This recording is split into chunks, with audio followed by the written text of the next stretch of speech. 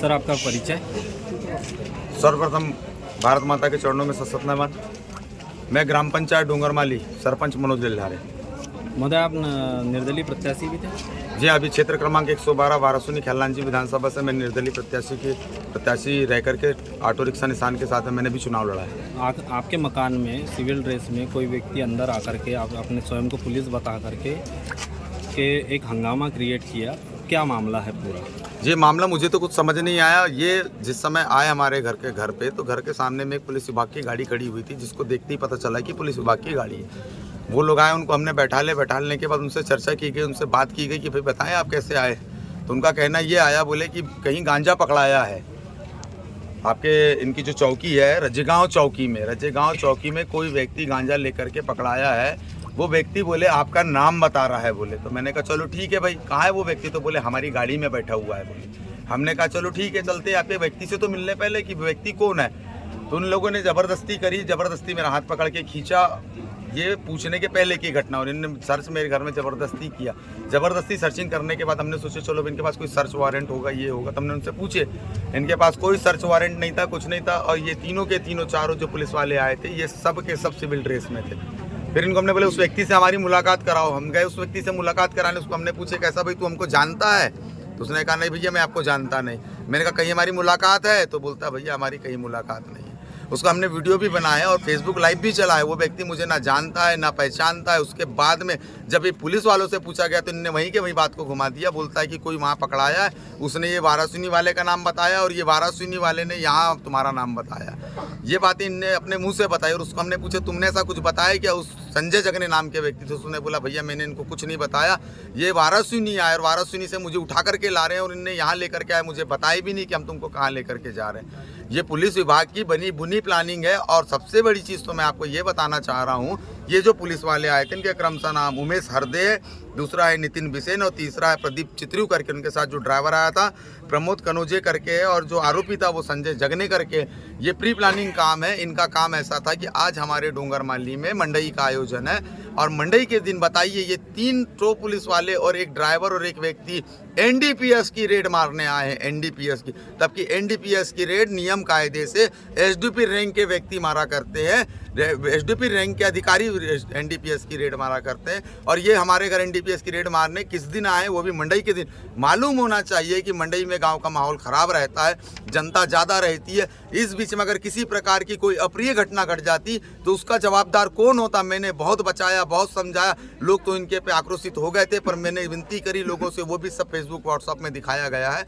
लोगों को समझाइश दी गई, वो तो देख करके लोग शांत हो गए। अगर कल को कोई बड़ी घटना घट जाती तो उसका आरोप इस पूरे घटनाक्रम को आप क्या मानते हैं? इस पूरे घटनाक्रम को प्री प्लानिंग माना जाता है, क्योंकि मेरे साथ इसके पहले प्लानिंग के तहत एक बार और घटना घट चुकी है। मेरी प्रशासन के साथ में कौन सी दुश्मनी, मुझे कोई तो ये बताए।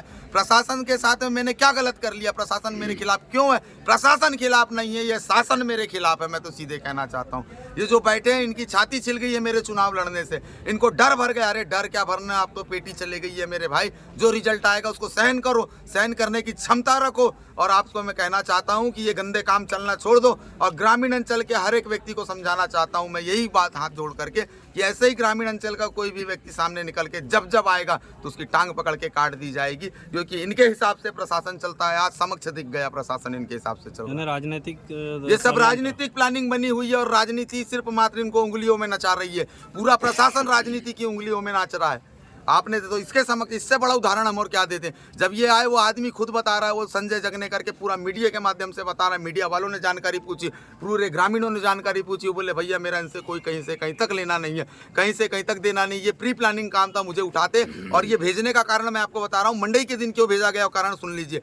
मंडई के दिन इसलिए भेजा गया है कि गाँव की जनता आक्रोशित हो और आक्रोशित होकर इनकी गाड़ी को फोड़े, इनको मारे और इसका केस मनोज लारे पे बनाया जाए और मनोज लारे को उठा करके जेल भेजा जाए। और ये प्री प्लानिंग, जब इतने लोग हैं, ये प्रशासन इनके साथ में मिला तो ये जेल में मेरा मर्डर करवाना चाहते हैं। इसके पहले कई घटना घट चुकी है और ये मेरा मर्डर करवाना चाहते हैं भाई साहब। और ये मुझे 5 साल में जीने नहीं देने वाले। मैंने बहुत बार बताया। मैं शासन और प्रशासन सभी से अनुरोध करता हूँ और प्रशासन से कहना चाहता हूँ कि मुझे सिक्योरिटी दी जाए, नहीं तो मेरे मौत का जिम्मेदार आप लोग रहेंगे।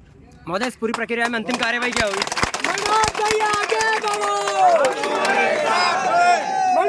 आगे बढ़ो।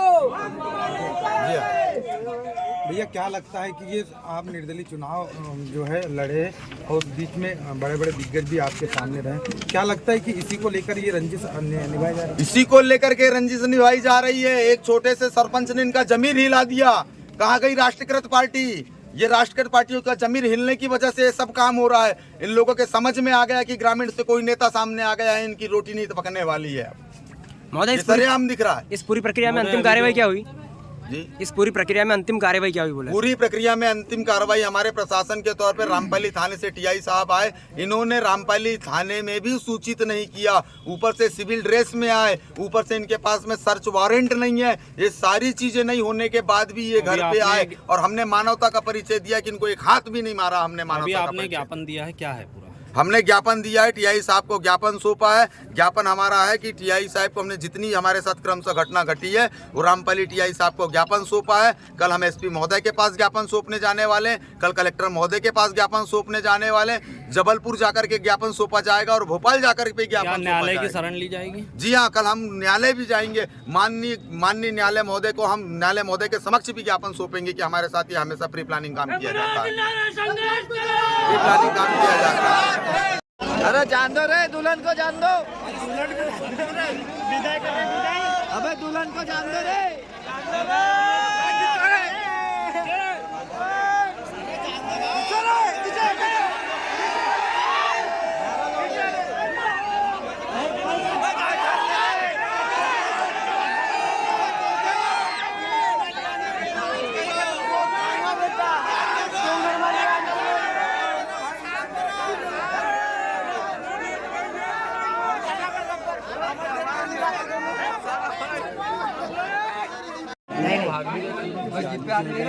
पैरा डाल के चला